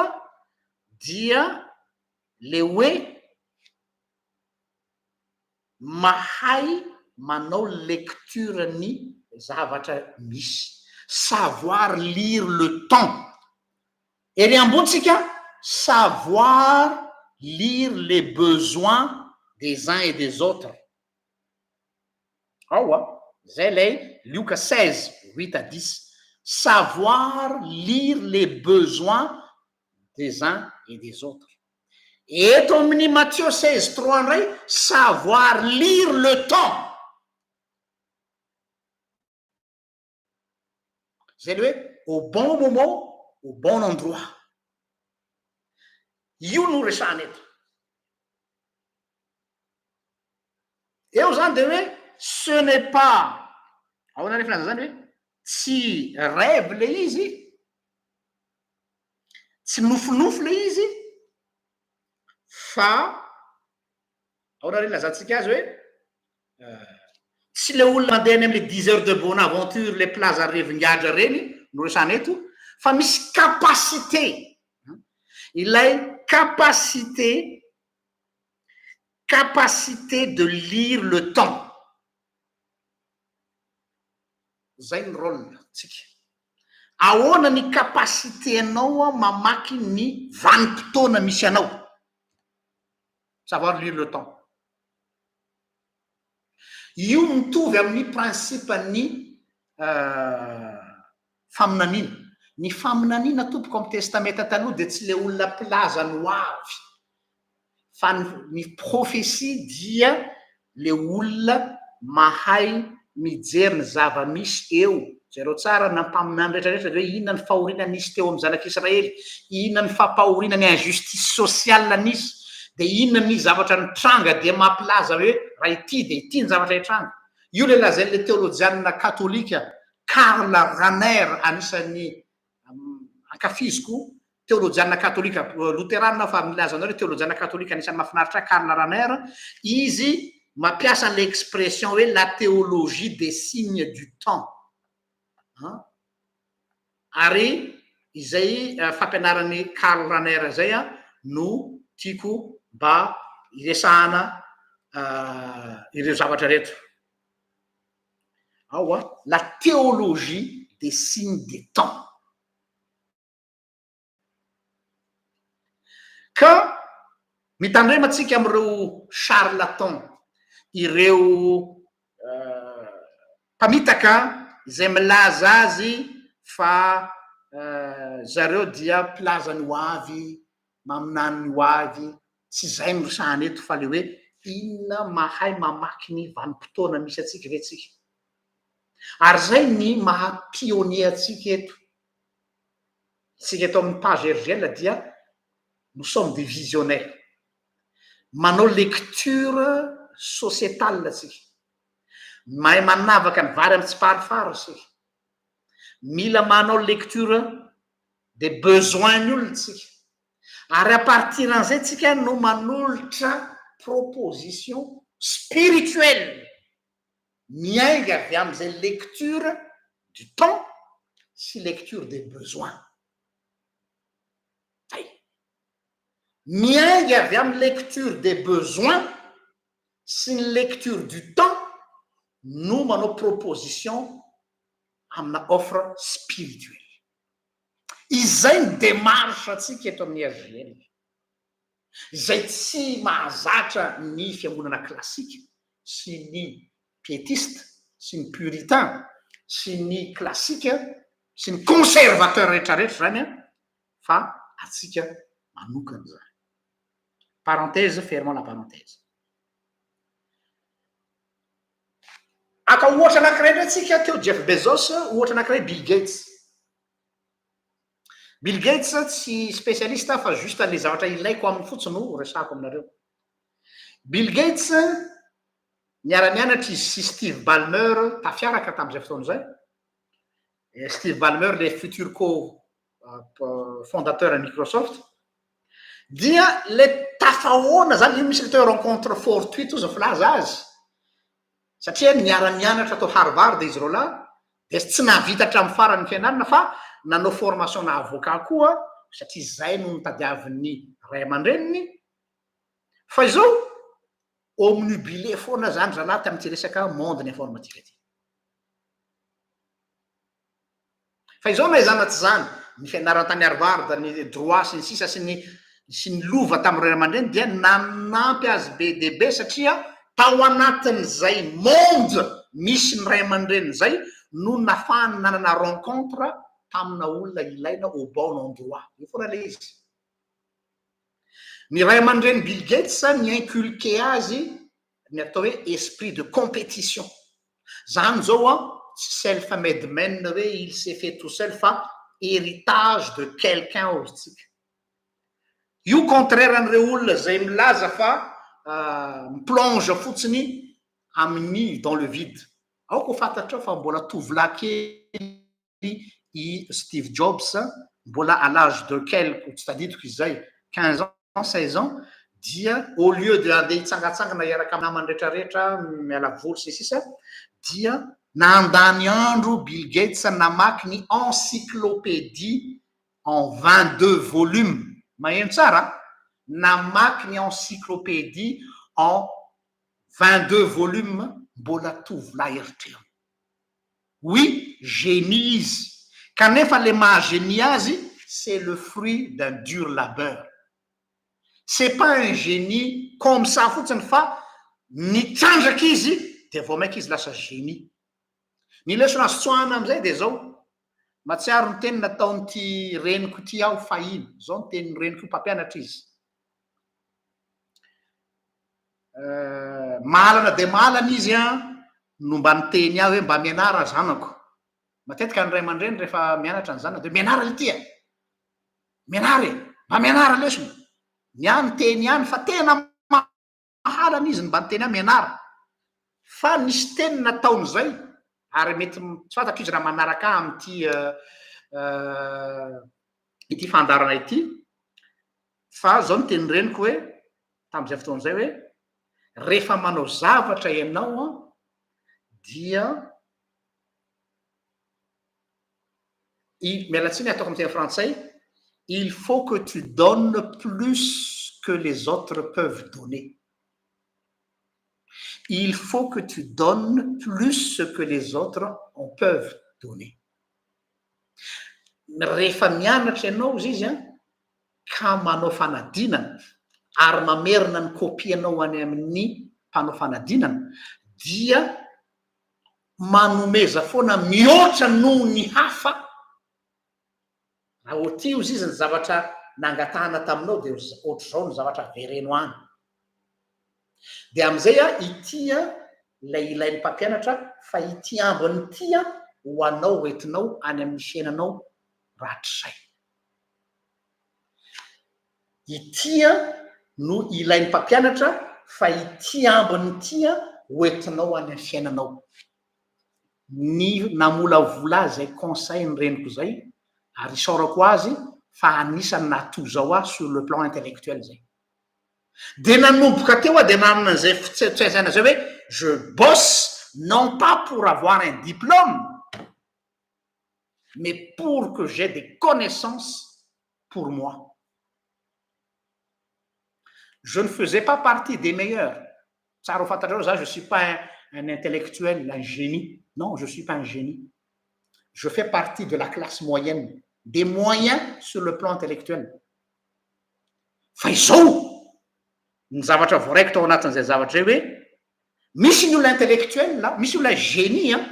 fa il ne donne pas le maximum de lui-même satria izy miantehitra am'le maha-génie azy, le maha-surdoué azy, dia mamokatra izy fa mamokatra kely. Fa le olona tsy de lasa lavitra fa atonontonony, ohatra zany zany tsy de le mahay be fa eo ihany, fa mibosy dia lasa ohatrany hoe mahavita zavatra extraordinaire satria midepase an'ilay niveau moyen. Asa razonareo le izy. Io zavatra io no zavatra tiako mba ampitaina amintsika tanora malagasy, hoe andao le retsy ajanona am'izay le toe-tsaina hoe ahoana ny azahoako licence fotsiny, ahoana ny azahoako master, ahoana ny azahoako doctorat. Be de be ny olona manana licence, manana master, manana doctorat, fa s'arrête là. Dia ao anaty cadre tsara tare, dia mipetraka eny amin'ny salon, dia manao CV de hoe za efa mahavita master, za efa manana doctorat. De zao anefa le problème. Oui, manana master ianao, manana licence ianao, manana doctorat ianao, navita agrégation ianao, sy ny sisa c'est tout ce que tu veux, mais juste am'le domaine nomenanao.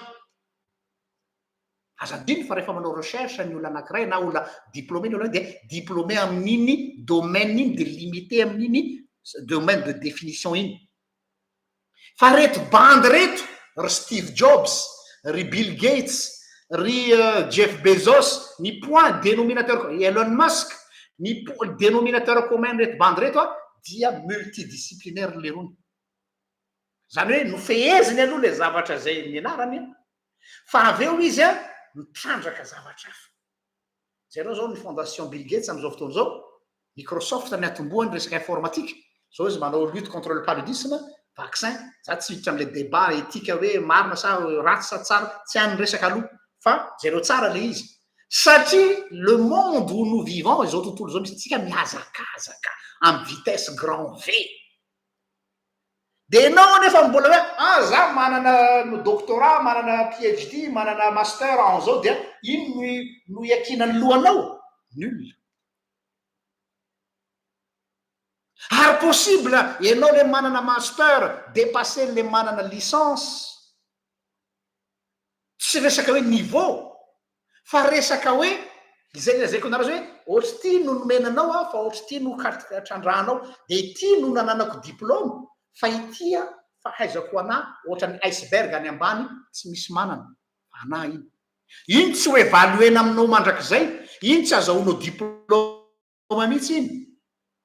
fa ny évaluation za zao ny évaluation omenareo ana de hoe ty ny diplôme ny anarako tany amin'ny université dia atreo ihany fa izay no hitanareo visible any amy CV ako fa ao ambany koa ao amin'ny iceberg ao misy zavatra hafa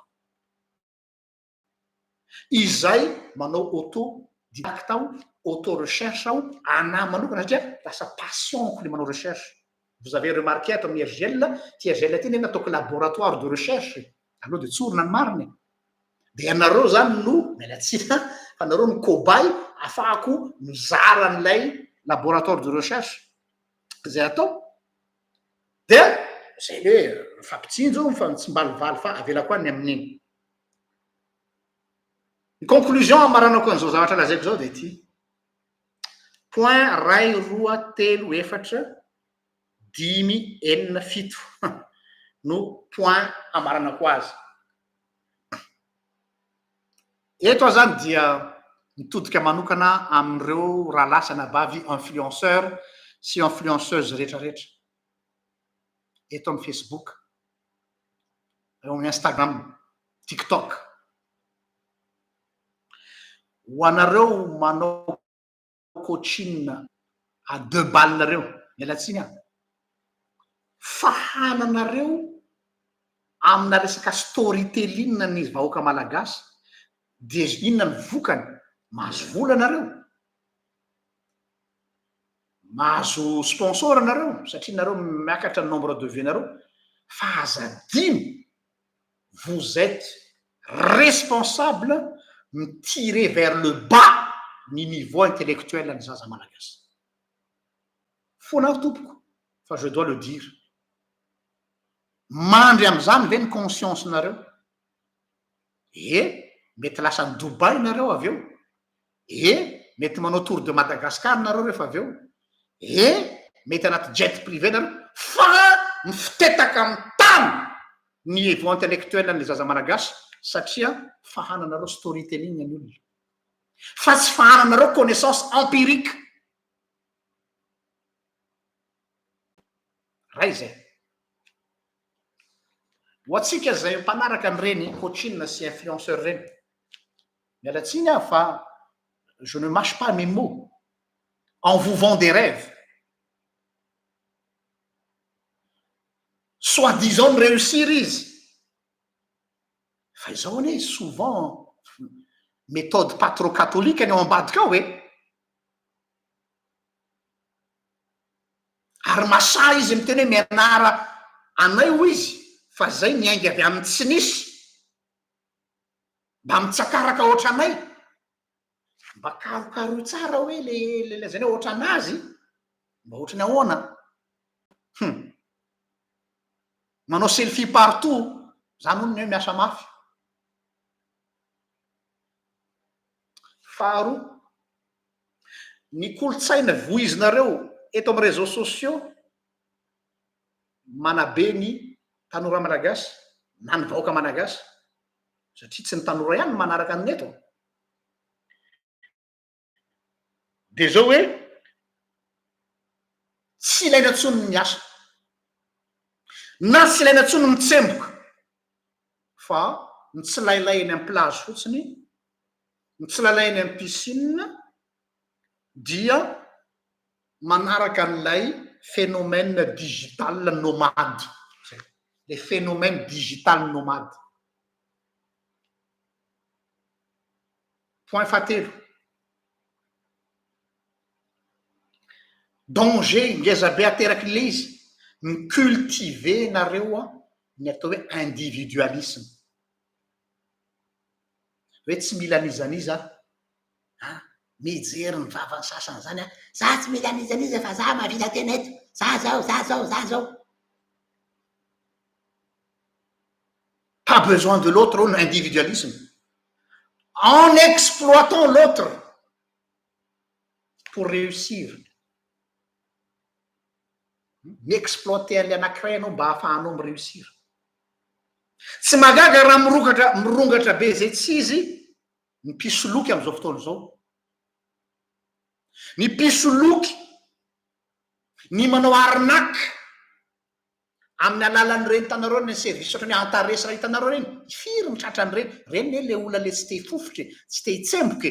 fa le manao hoe phénomène digital nomade fotsiny dia il suffit de faire de quelques trucs dia eny amin'ny piscine sy eny amin'ny plage dia vita ho azy ny zavatra rehetrarehetra. Adala zany ny olona mifoha maraina amin'ny efatra maraina rehetrarehetra.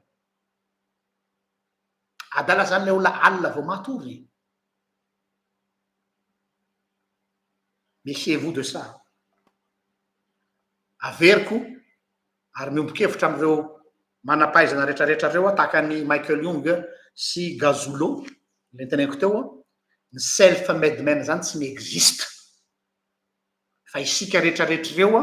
dia produit na facteur daholo ary na isika mpivavaka eto dia mitodika indray amintsika kristianina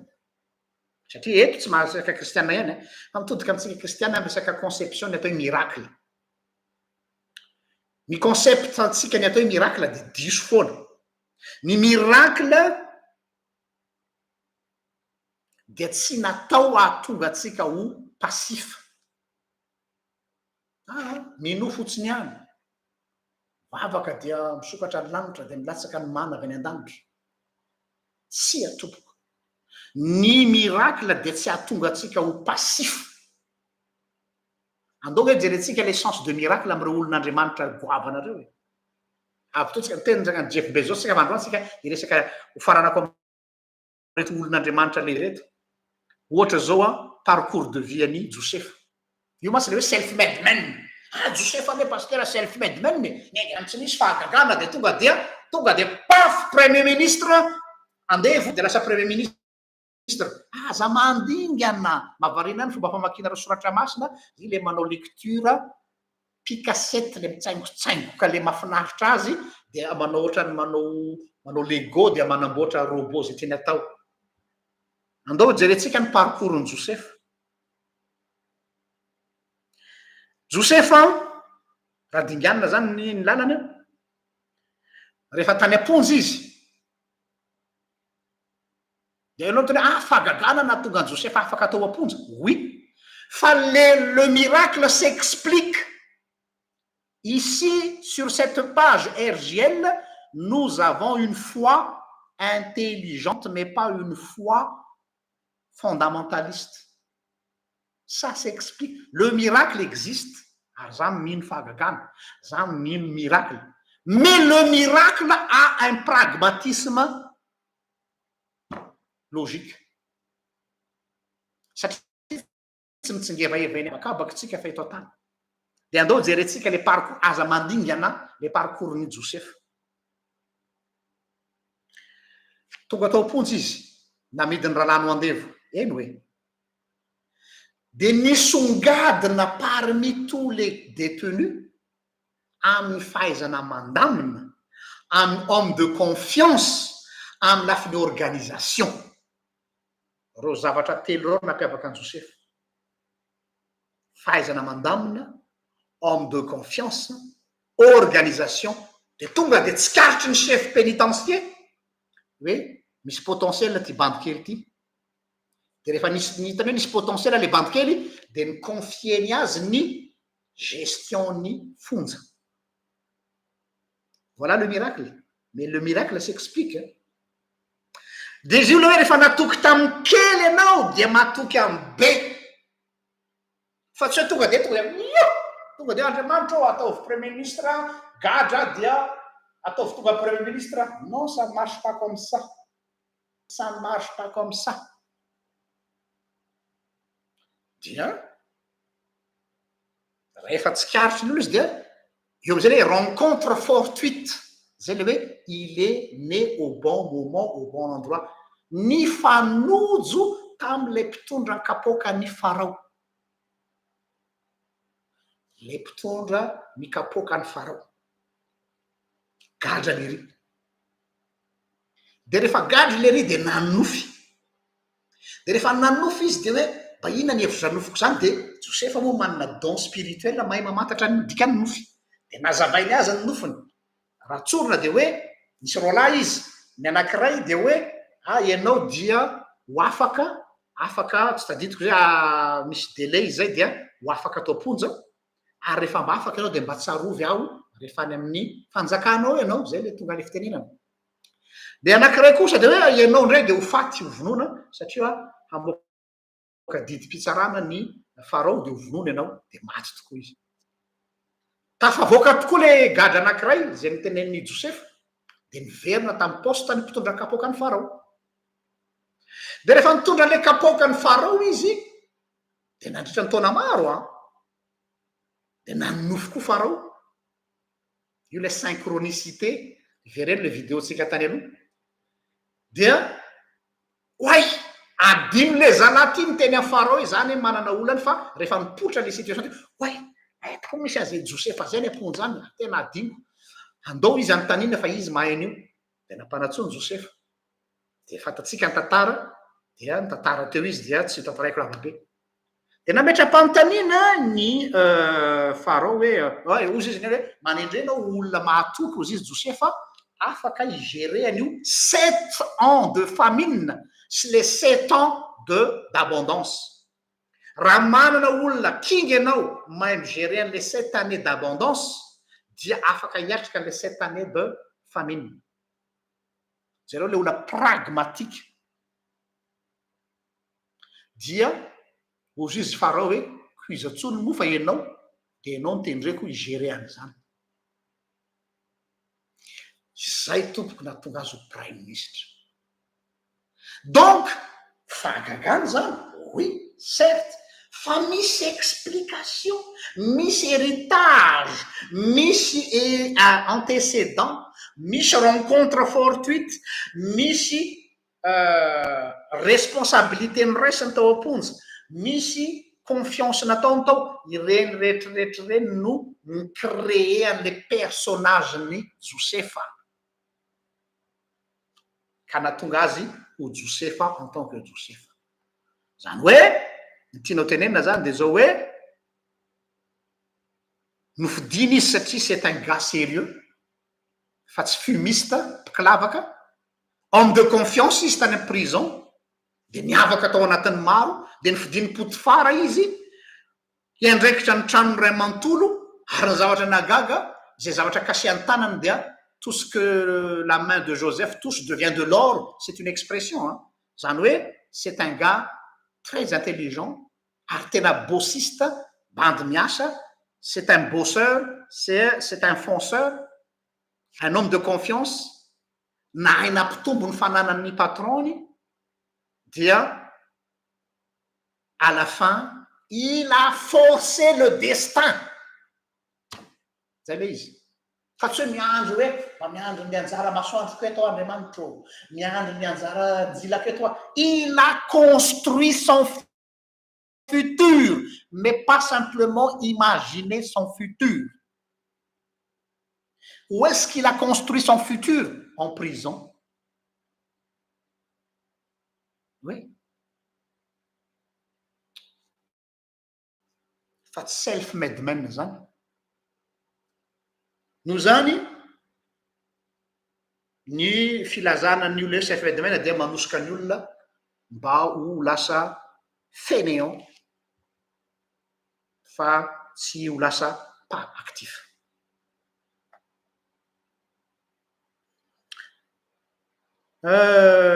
Manaraka an'izay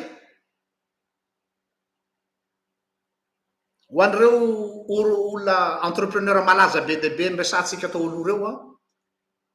dia samy mampiasa ny atao storytelling dao le tenentsika teo. Le storytelling dia raconter une histoire, zany hoe misy olona misy zany manoratra tantara momba azy, ny cultiver ny imageny dia fantatritsika tsara fa misy fomba fiteny zay le hoe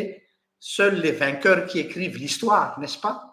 Ny olona mpandresy ihany no manoratra ny tantara, ka de mpandresy no manoratra ny tantara zay tianao tantaraina aminao ary zay no eo am-pelatananao. Misy fanoharana nataona spécialiste zay jerenareo tsara izy le ny impact an'ireny storytelling reny fa lasa mahavita zavatra tsy takatry ny saina. Misy olona anankiray zay hoe hitanao izy ty plat recette ty plat na sakafo hohanina ty c'est une recette de ma grand-mère. Io grand-mère keo nefa noho izy de olona farak'izay mahantra de nefany nandrahony amin'ny fony sy ny fitiavany ty sakafo ity. De izay storytelling izay raha ho azonareo an'izy no nanova ny tsiron'le hanina tao ambavan'ny olona nanao an'le dégustation. Hoe mba andramako zany sakafo nataon'ny bebe anareo zany. De le sakafo tsy niova, nanaovana expérience fa noho ny tenenina hoe autour n'io sakafo de hoe bebe anay nanao an'io ary bebe anay io la mahandro de lalaovina le empathie de malahelo daholo ndry ay ve dia avy eo nefa tena amin'ny finoany sy amin'ny fitiavany nanaovana an'io dia misokatra ny saina sy ny zany hoe psychosomatique de mibaiko ny vatana ny saina dia rehefa nohanina le loka tsotra namboarina tsotra fa natao laingana izy tena expérience natao lainga hoe bebe anay nahandro an'io or loka tsy nandrahony bebe de niova ny tsiron'le sakafo. Zay le capacité le storytelling raha tianareo fantatra. Zay savoir raconter une histoire zay ahafahana mitondra tsiro tsy tena izy any amin'ny mpanjifa. Ho anareo koa ry havako zay eo amin'ny réseaux sociaux manao coaching sy développement personnel, la question que je vous pose, je me tourne à tous les développeurs et les coachs sur Internet. Quel genre d'histoire racontez-vous aux gens?